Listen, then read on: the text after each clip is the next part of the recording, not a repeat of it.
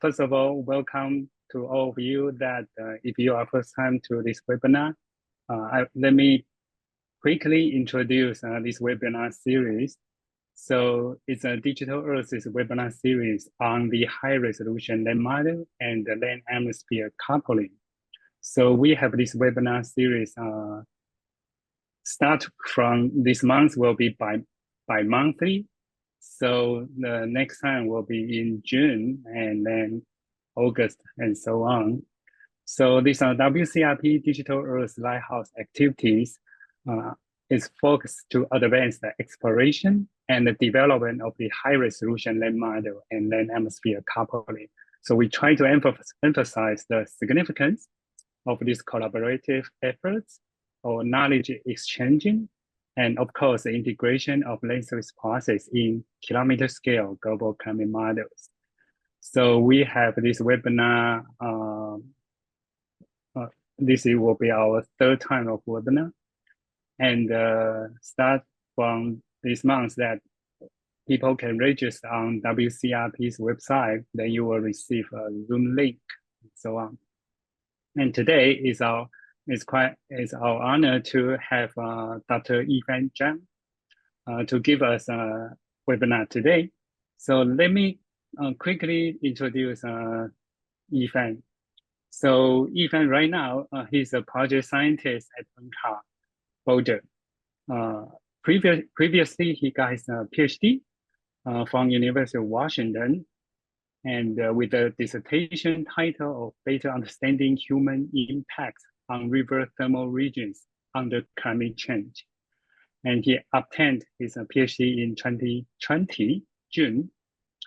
And after that, he moved to NCAR as a postdoc fellow till 2 years ago, then become a project scientist till now.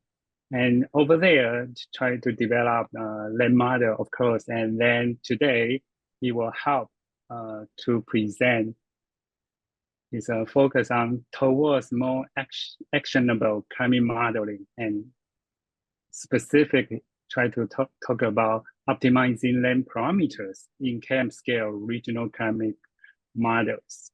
So let's work on Yifan first. And Yifan is all yours, please. Great. Thank you for the warm welcome. Right. Let me share my screen now. Can you all see my screen? Yes. Okay. Great. Hello, everyone. It's a great honor for me to give this seminar, and thank you all for showing up. And today, I'm going to talk about towards more actionable climate modeling, specifically about optimizing land parameters in kilometer scale regional climate models. So first of all, I would like to acknowledge the NSF NCAR, which is my affiliation, is on the contemporary and traditional homelands of Arapaho, Cheyenne, and Ute people, as well as other indigenous peoples who have called this area home for time immemorial. Thanks Min-Hui for the introduction, but as an early career scientist, I would like to take this opportunity to talk briefly introduce a little bit more about myself.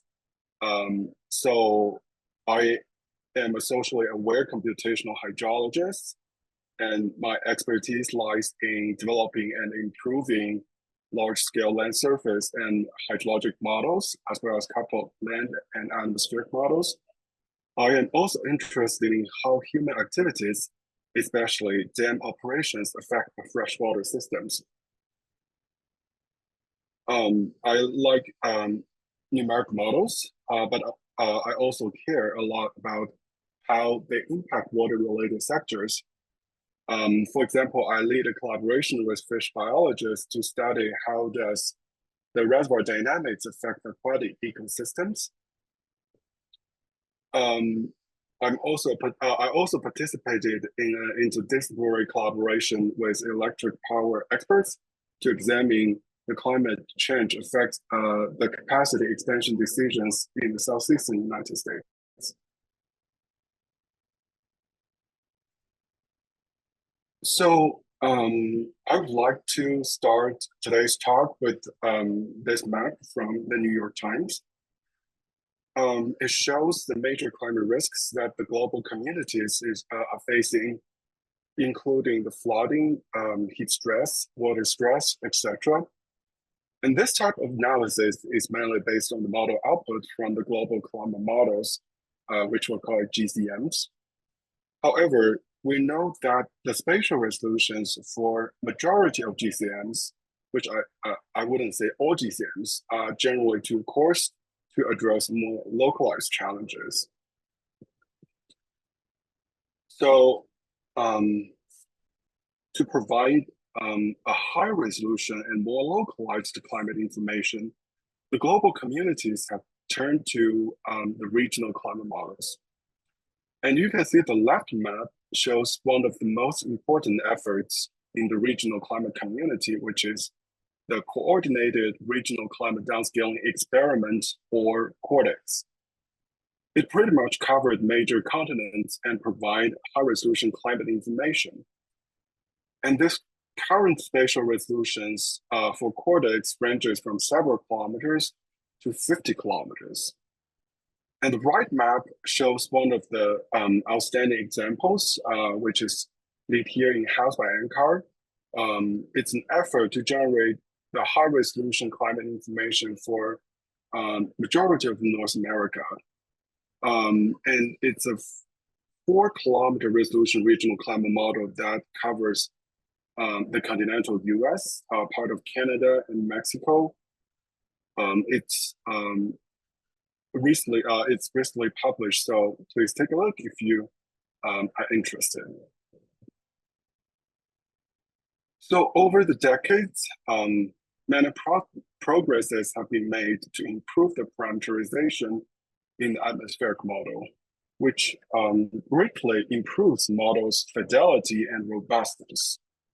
In addition, more attention has been paid towards the land-atmosphere interactions, especially highlight the importance of the land models in the coupled systems. And the land states and the fluxes will influence the atmospheric simulations, like the figures B and C has shown over here. So it is important to make sure that land states and fluxes are well simulated. So one, except for enhancing the model parameterizations to improve the process representation, another important way to improve the land models is parameter calibration. So like figure A shows here, the calibration of land model usually uses land, data atmosphere, which means that the varying responses from the land model will not be propagated into the atmospheric model. And this is one important concept that I want to bear in mind when we are trying to calibrate land parameters in the coupled system.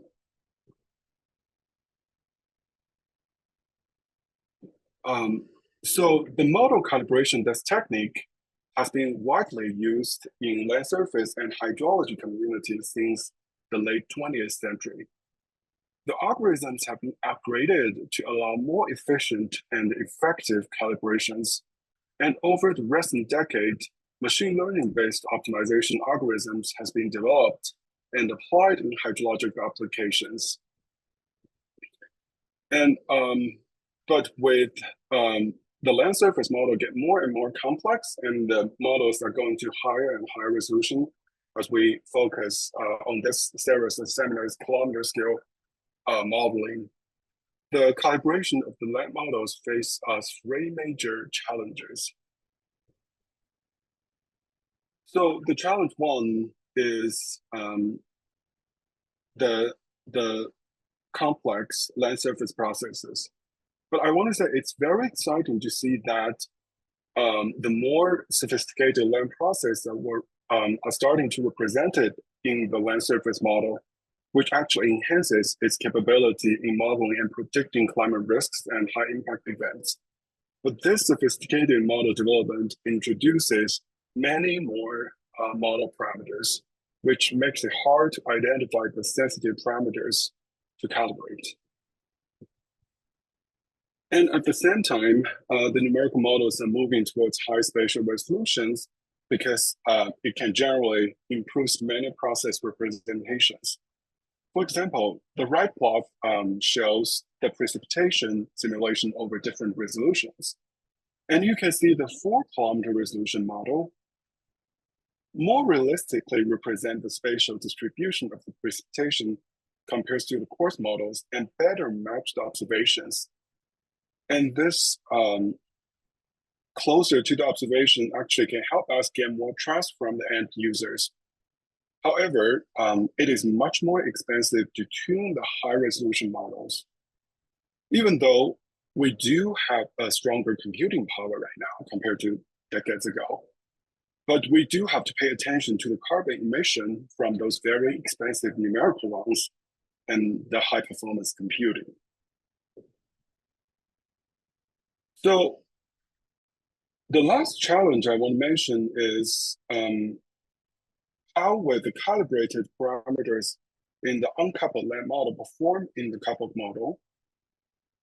Will it improve, at least not deteriorate? But unfortunately, the answer is very uncertain. It is it's unfortunately possible that the calibrated land parameter will deteriorate the coupled model performance. And why is that? It's because of two major reasons. Firstly, optimized land parameters are mostly applicable to the selected make forcing. So if in the coupled system, the simulated meteorology drifts away from the one that's used for the land model calibration, it's gonna make the simulation worse. And second, the standalone land model calibrations fails to incorporate the land atmosphere interactions. And later in the talk, I will briefly introduce our efforts and future plans for addressing some of these challenges. So after we talk a while about the technical challenge, now I want to shift the focus away from the technical part for a bit. So if we think one of the main purpose of providing the high resolution and high fidelity climate model runs is to support the decision making concerning the climate adaptation and risk planning. In other words, we should not pay attention to the scientific robustness of the climate models, but its actionability and usability to address the real world challenges. To make sure that the numerical models is tangible to decision making, I want to highlight the importance of knowledge co-production. We need to involve the decision makers and end users as much as possible and co-designing the numerical models. So in the next session, I would like to talk about a case study on a high-resolution regional climate modeling in Alaska and Yukon River Basin, and how we co-design the numerical models with indigenous communities. Let me give you a little bit of background. So the Arctic hydrology is experiencing rapid changes, such as permafrost degradation, the earlier snow melt, reduced river ice, frozen soil warming, etc. And all these changes affect the inland freshwater systems, which the indigenous Alaskans heavily rely on them for subsistence fishing as well as transportation. So basically, subsistence fishing means their livelihood is depending on the fishing. And as we all know, Alaskans eat a lot of salmons, and that is actually one of the major protein sources for them. So to better plan for the climate adaptation and river and risk mitigation, we need a robust climate assessment about Alaska. And by climate assessment, I mean quantifying how climate will change in the future. But this type of assessment barely existed for this region. And funded by NSF Navigating the New Arctic project, this project is an effort to build a robust climate assessment for this region. I first would like to shout out to my many collaborators, which is led by the University of Colorado, Dr. Keith Musselman, and the NCAR PI, Andy Newman, and many fellow scientists from many institutions, as well as the community members.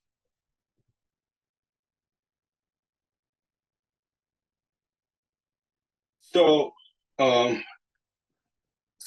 first of all, I would like to show my 3 steps towards a robust climate assessment for Alaska. The first part focuses on improving the terrestrial hydrology, specifically for better stream flow simulation, because this is one of the major concerns for the indigenous community. In the second study, we focus on improving the coupled models to better simulate the hydrological cycles at the land-atmospheric interface. And lastly, I will use the improved models from part 1 and 2 to conduct a robust climate assessment for future Arctic with knowledge co-production. I will describe in details what climate assessment with knowledge co-production mean and how we do it.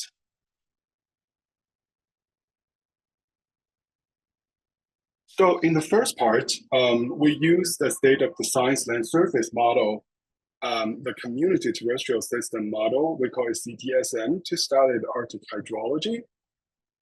So the reason we chose CTSM because the CTSM has a comprehensive process representations, as you can see from the lower bottom part, which is the diagram. And those comprehensive process representations are key to simulate the cold region hydrology, such as multi-layer snow model, frozen soil physics, etc. And the meteorological forcing we used in this study is ECMW5 version 5, which is a global reanalysis meteorology forcing data, which is recognized by the community. It's high quality. So these are some examples. How does the complex land surface processes affect the Arctic hydrology that can be captured in CTSM? For example, the abrupt changes in the permafrost greatly influence the subsurface runoff process. The stronger surface energy fluxes and high air temperatures leads to earlier snow melting and frozen soil warming, which also changes the stream flow seasonality.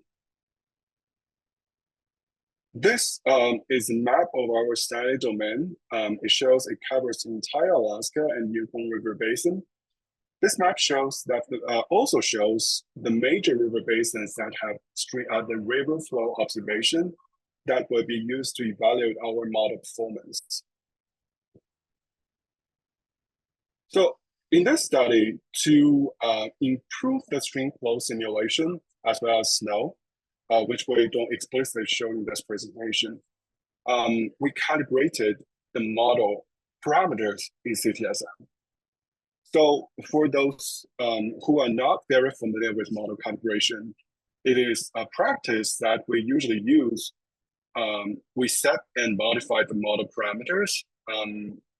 For example, a model parameter is like an infiltration rate to make the model results better align with the observations.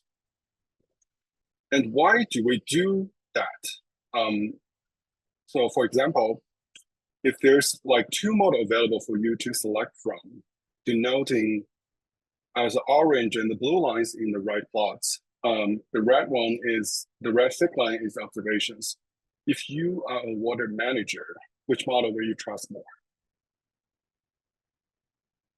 So personally, if I am the water manager, I would go with model 1 because the orange line is more closely aligned with the observations, which means this model has a higher chance to better resolve the real-world hydrological processes.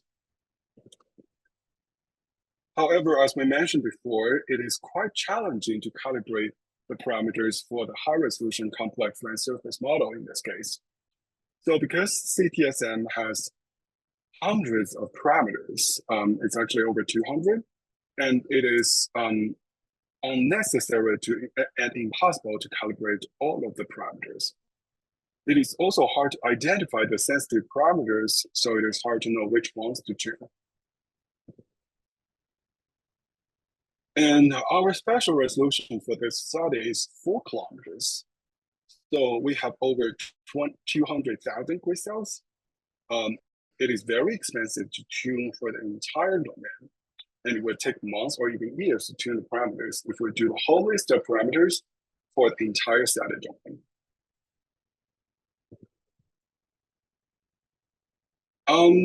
Therefore, to address these 2 challenges, we developed a generalizable, streamlined calibration workflow.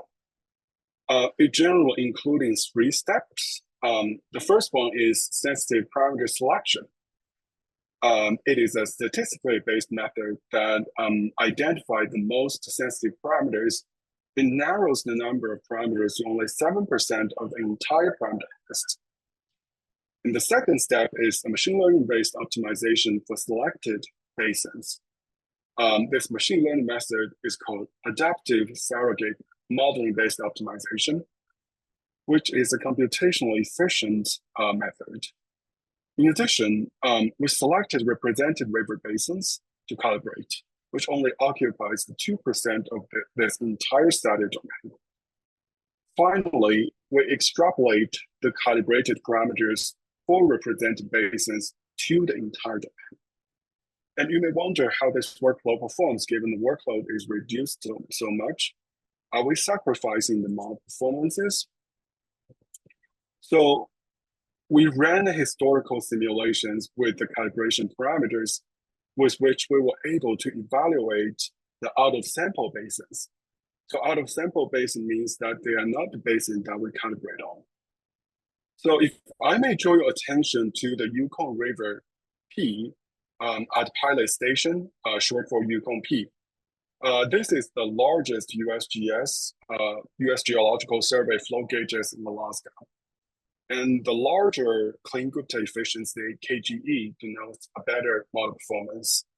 So the KGE for the Yukon P increases from -0.36 to 0.7. It suggests that the flow performance substantially improves under this circumstance. And in general, out of the 15 major river basins, we see model improvement in 13 of them. So it works great.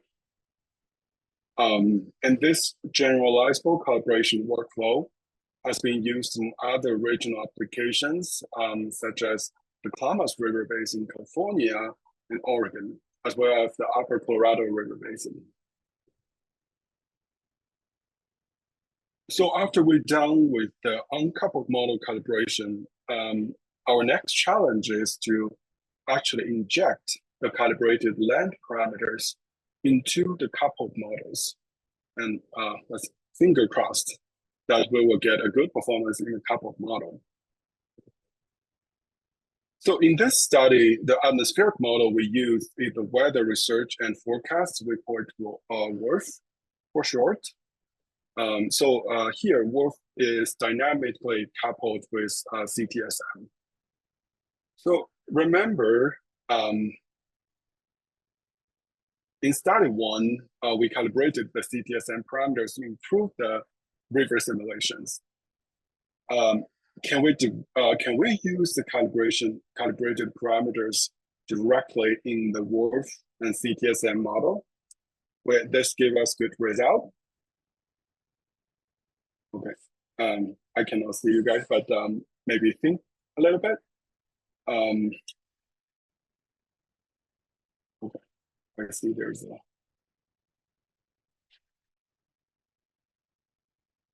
Okay. So the answer is no. And why do we? Why does it standalone calibrated parameters does not perform well? So when we injecting the offline calibrated parameters into the coupled dwarf CTSM1, we have observed large summer code biases when we used the calibrated CTSM parameters. So for example, that you can see the mean summer temperatures are on average 4.6 degrees Celsius below compared to the on-site observations. And why would that happen? Because during the uncoupled CTSM calibration, it forces the parameter called Medline intercept, which is a vegetation parameter that governs stomatoconductance. And it forces this parameter to approach the upper limit in order to improve the model performance. And this leads to excessive summer evapotranspiration. And then the natural question you ask is, why is the summer evapotranspiration leads to cold biasing in the coupled model?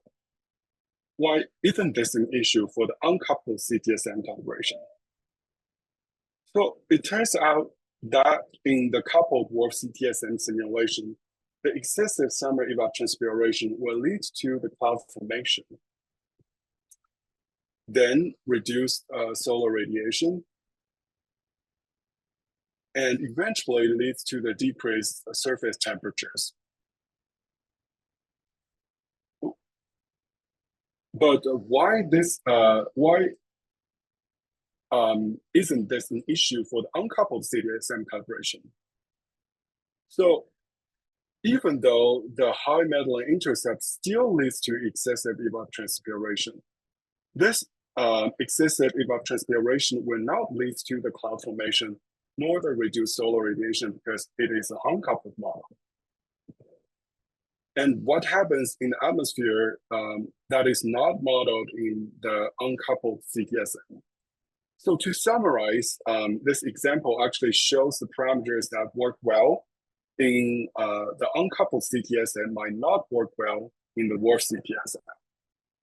So after the investigation, we realized that this error is related to the parameter range in CTSM is not specifically tailored for the Arctic.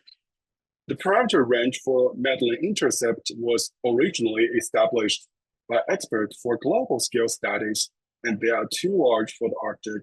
And how do we resolve it? So to make sure that the calibrated CTSM parameter like Medline intercept will perform well in coupled dwarf CTSM simulation, I performed an iterative testing and recalibration. It's a manual method.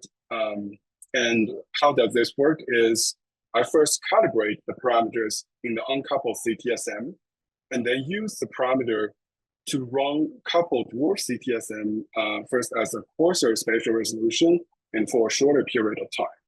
And I took a look at the performance, basically it's comparing with ERA5, and then go back to the uncoupled CTSM to recalibrate until we are satisfied with the performance. And the findings I presented here does not undermine the result I presented in part one, because the parameters I present in part one are the same set with the parameters that are performed well in both uncoupled CTSM and coupled dwarf CTSM simulation.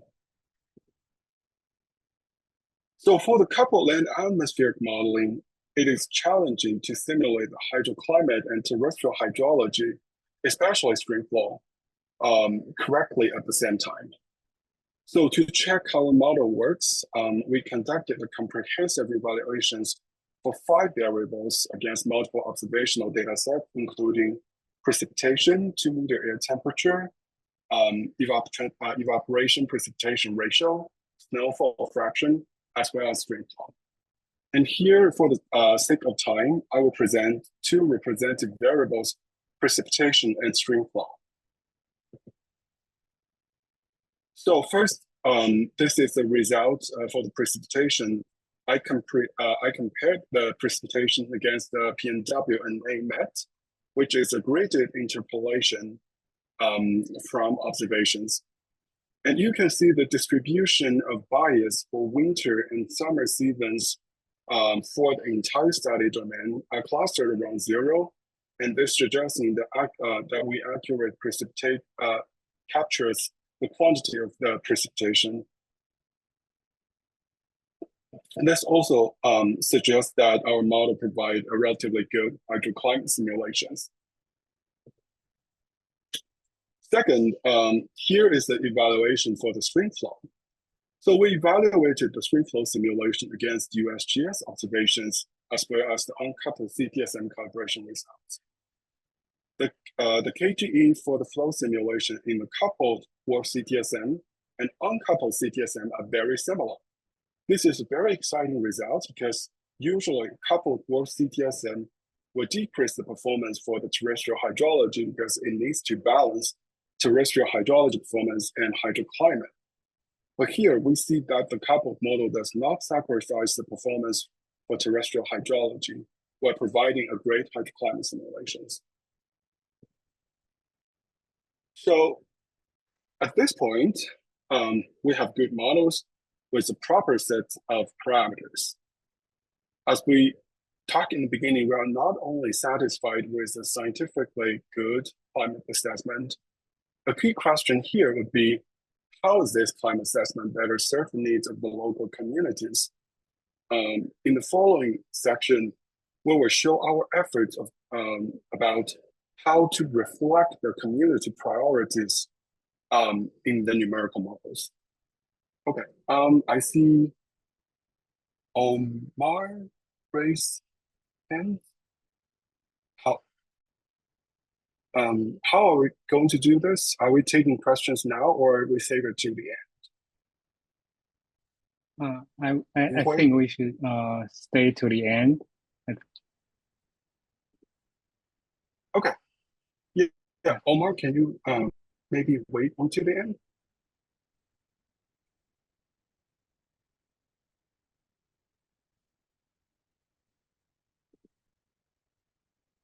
Okay. Okay. I will just keep going. So in Alaska, many local communities are indigenous communities. So it has over 200 federal recognized tribes, as you can see from the map on the left. And the robust climate assessment is the key in planning necessary adaptation and mitigation. So given how tangible this assessment is to the livelihood of the local people, it is important to engage the local communities in the modeling process. So we have a multi-institutional team consisting of Earth system scientists, social scientists, as well as indigenous people. So it is a team effort to conducting this knowledge co-production, and I summarize our procedures here into this framework. So I first want to highlight that the long-term connections between the social scientists and the indigenous communities lays the foundations for the knowledge co-production. And as Earth scientist, I am grateful to get involved in this procedure. In addition, we formed a project-specific Indigenous Advisory Council consisting of 10 members, and we have regular meetings with them to ensure that the Indigenous knowledge is included, valued, and protected. The Indigenous Advisory Council also helps project investigators make decisions about the project design and deliverables. So our social scientists lead a climate information survey with the participation from the Indigenous Advisory Council and the modelers. We want to make sure that the questions in the survey can be understood by the Indigenous people, but also can provide useful information for the climate modeling. And as Earth scientists, we actively incorporated the information from the survey to inform the modeling decisions. And I will give a brief example soon. And lastly, we hosted an Arctic River Summit. This summit is an in-person workshop where we foster an engaging discussion with Indigenous community, the current and potential future states of Alaska and Yukon climate and water resources. So here is an example about how I select the future scenarios from this knowledge co-production process, particularly from the climate information survey. And for the climate change assessment, for climate assessment, two very important questions about the future scenario selection. The first is, what is the future period of interest? This is a relatively straightforward question that can be easily understood by the survey participants. So we directly ask them in the survey.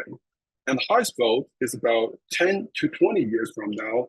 So we select the mid-21st century as our future period.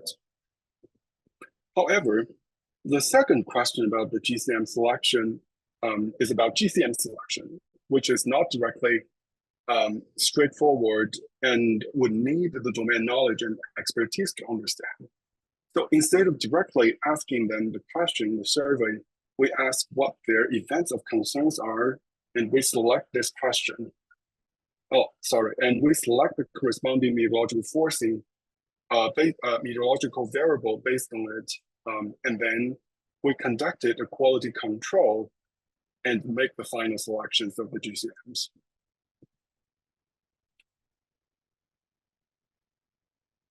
So right now, we already have improved a couple of models from part 1 and 2, and we have knowledge and priorities from local communities reflected in them. We're equipped to conduct a robust climate assessment for the future Arctic. So I want to say this climate assessment has generated a relatively large data set for the historical and future projections for the Alaska and Yukon River Basin. So for the historical period, it spans from 1989 to 2021. The future periods span from 2033 to 2065. And we conducted both pseudo-global warming experiments with 2 future ensemble members and direct dynamic downscaling. Here we use the CESM large ensemble dataset, and we select 4 ensemble members. So it has a total of about 330 model years. And it is by far one of the most comprehensive and high-resolution climate data sets for this region. And it has information about 275 land variables and 265 atmospheric variables that were involved in the climate change. So I also want to mention that this is a significant modeling undertake that takes also a team's effort. It costs about 100 million CPU hours. So to put this into context, if we run this model in a 16-core personal laptop, it would take 66.25 million hours or 700 years. So as I just showed, this data set was at 4-kilometer resolution and allowed the assessment of the water-related hazard at exceptional spatial resolution. It can be directly used to assess many water-related hazards, such as flood, rain or snow, permafrost thaw, and drought. But it also serves as input to assess more hazards, like the high river temperature and low quality river ice, etc. So so this large model run has just wrapped up a couple months ago, and we haven't conducted the full analysis yet. So let's take a sneak peek about the projected changes in the snow. And here I use the annual maximum snow water equivalent as an example. And because snow is also a great concern for the indigenous people that has been reflected in the climate information survey. So the right plot shows the projected changes of SWE for a GCM run, and the left plot shows the projected changes in SWE using our high-resolution experiment, but using the boundary conditions from the same GCM. But the black dot shows the locations of the local tribes. And after we do the counting, we find about 31% of the tribes. The projections of the suite at the two different resolutions exhibit difference larger than 20%. And what's even worse is that 14% of the tribes, the projections of the suite at different coarse resolutions shows opposite directions, which means, for example, like the coarse model says there will be more snow in the future, but the high resolution model says there will be less snow in the future. And this opposite directions can actually provide difficulties for decision makers to decide to make corresponding actions about what they should do in the future. So this example directly shows the importance of generating high resolution climate information. So to wrap up, I want to say this project is still ongoing, and we're working together to provide the data back into the community. And our social scientist is leading the interviews to inform how to provide the useful climate information back to the community. And in the meantime, the left diagram shows different of co-designed numerical models with darker colors denoting deeper collaborations. I would like to highlight that there are still rooms for deeper collaborations towards co-designing numerical models, and I would encourage you to do so if you have the resources. I know it can be very expensive to co-designing numerical models. And in the aspect of improving the coupled models, our team at NSF NCAR was awarded a NOAA funding to study calibrating land parameters in coupled models with research with collaborations from university collaborations. And I want to give a brief introduction and doing some brief introductions about this project. We aim to enhance the subseasonal to seasonal predictability for the NOAA unified forecasting system, which is also a coupled model.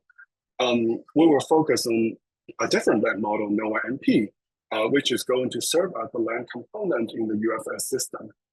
And we propose to compare the model parameter sensitivities in the offline land model, as well as a single column, which is a single column coupled model for the rapid iterations and quicker configuration tests. One of the novel thing about this project is we are proposed to use information theory to explore the causality and connectivity between different states and flux variables. And we eventually hope to provide potential NOAA MP updates to the NOAA Center for Environmental Predictions. So this wraps up my talk, and I would like to say thank you for joining me today. And here is a subset of the outcomes from the project. And please feel free to contact me if you are interested or if you have any questions. Thank you so much. Thank you very much, Yifan. Thank you. Very a lot of detailed work of those high resolution downscaling that you have done over the Arctic regions. Very nice. Thank you. Yeah, thank you. Any questions? Please raise your hand, or you can also post your questions on the chat box. Lydia, please. You can just speak up. Lydia? Yes, please, you can speak.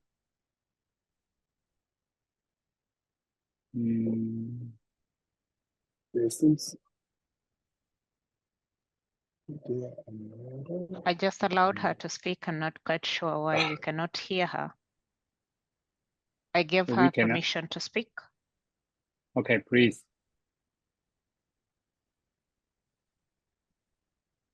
Yeah, still we cannot hear. So you mean Lydia cannot hear us, or what? No, we cannot hear her. She because I asked her to. I already gave her the permission to speak. Mm-hmm.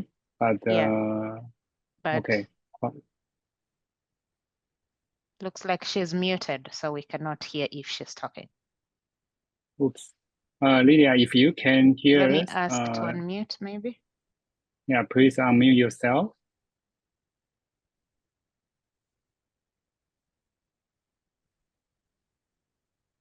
And Yifan, maybe, so others, if you have any question, please also raise your hand. And Yifan, can you see the, pardon? I can see the chat. Okay, please.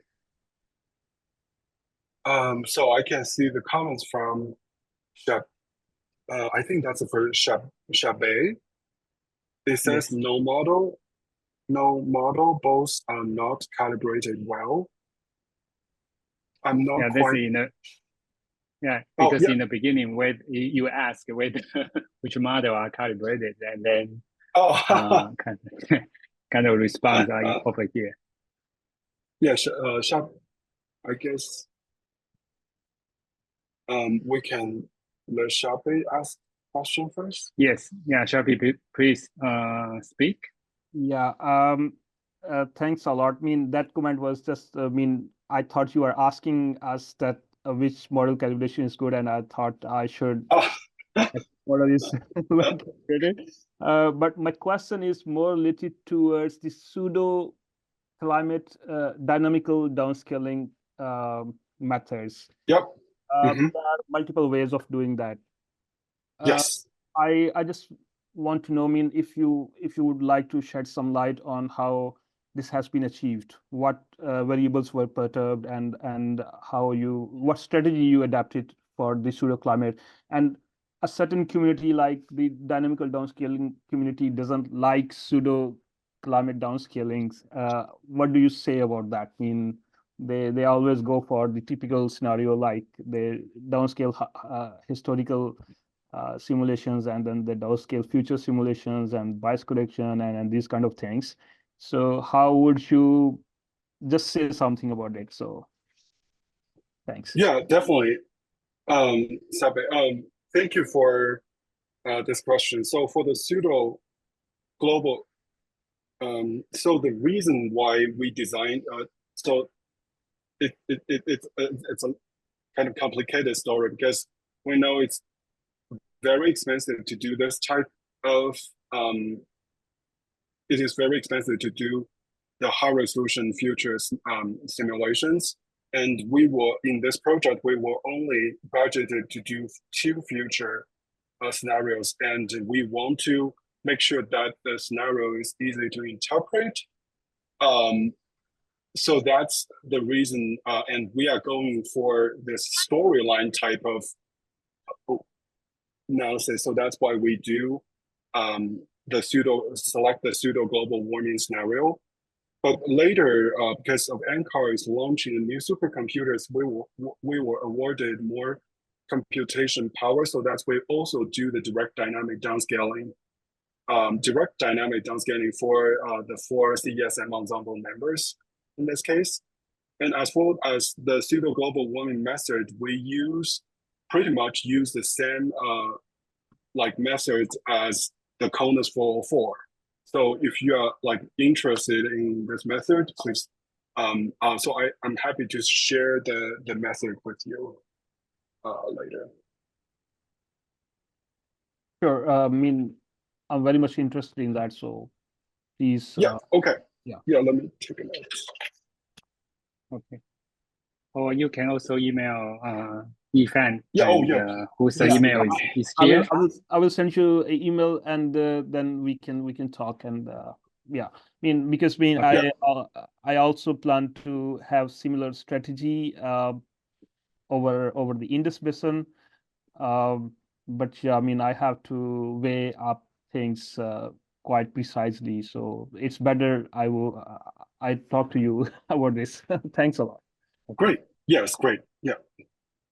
Okay, that's great. Thank you. And Andy, please. Oh. Yeah, I just wanted to follow up a little bit on that PGW versus direct downscaling question, if I understood that right. I think Yeah, it depends on the application. PGW is definitely useful. Like Yifan talked about the storyline concept, right? It's easier to relate internally to a historic event and then say it might be this much worse. Also, I think you see, at least for certain domains, PGW actually does have the mean circulation change in it, right? So that actually does have some influence. It doesn't change frequencies, but it does change, like, say, shear, other components that, you know, poleward temperature gradient. So it actually captures a lot of the things that an ensemble of direct downscaling would. I mean, and then if you think about direct downscaling, there's a lot of issues with bias correction, evaluation of the models that Yifan didn't get into. We actually spent quite a bit of effort there. Is you know, what GCMs you want to use, how do you bias correct those? Do you bias correct them? So there's challenges all around. So I think having this kind of comprehensive data set that Yifan led is really, I mean, computationally it's almost intractable, but you know, as we move forward, it will get easier to do. We can port our codes to GPUs, et cetera, but it really is a nice blend of storylines and a little bit of uncertainty quantification here. So it's really exciting. Yeah, Thanks, cool. Andy. Thanks for the comments, Andy. Any other questions? You can again raise your hand or just put on the chat box.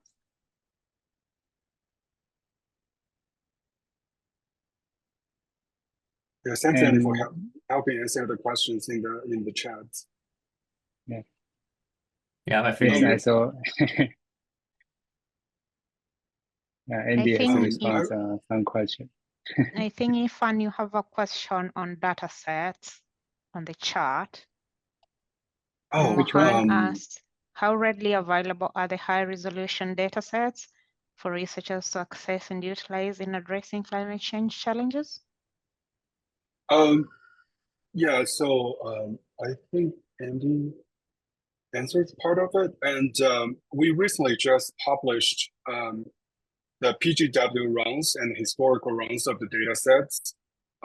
It should be, so it's published through the Research Data Archive at NCAR, and please feel free to reach out to me if you are interested in this data set. I think our IT people is still like working on moving the data because it's a very large data set. So it takes a while for them to get it ready.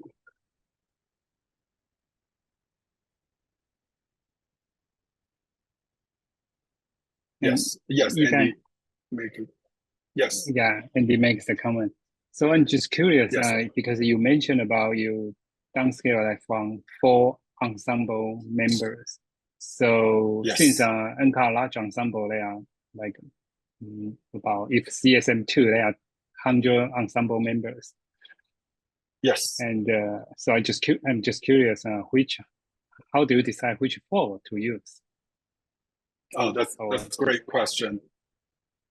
Yeah, so CSMP does have about 100 ensemble member or even more, but there's only like 10 ensemble member that's published sub-daily data set that will be need to do the direct dynamic downscaling. So we actually is selecting 4 out of 10, and how we do that is we are trying to basically we have identified 4 meteorological variables from the climate information survey, and we just like choose like the 4 ensemble. We want the 4 ensemble members to cover as much variability as possible, so we choose like drastically like more different 4 ensemble member out of the 10 based on the 4 meteorological variables that we select.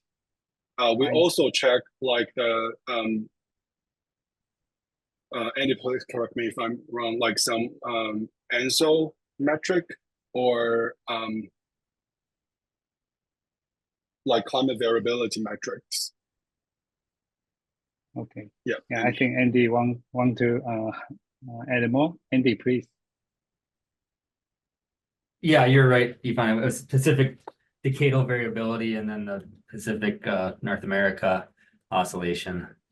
So some of the longer time scale oscillations that they really impact Alaska a lot. I see. Yes. So there are some pre-selections. Okay, gotcha. Yeah, yeah, you can, with the GCM data, you can see what phase of those indices they're in, and then try to vary which ensemble members you pick to try and capture a range of possible interdecadal oscillations. Even at 30 years, over some domains, it's not long enough to average out all of the internal variability. We try to capture a little bit of that diversity. Okay, got it. Thank you very much. All right. Well, Yifan, thanks very much for your sharing, and also thanks for Andy's comments on those works. And it's very nice. Yeah, it's excellent presentation. Thank you, Yifan. Okay, and because of the time, so I will close this webinar, and also just a kind of advertisement that in 2 months, then we will have another one in early June. Then we will post on WCRP's website as well. Okay, well, okay. Thanks, Yifan. Yeah, thank you. Thanks, Andy. Nice to see you. Thank you, Yifan. Thank you, Min-Hui. Bye. Thank you. Bye-bye. Bye. Thank you.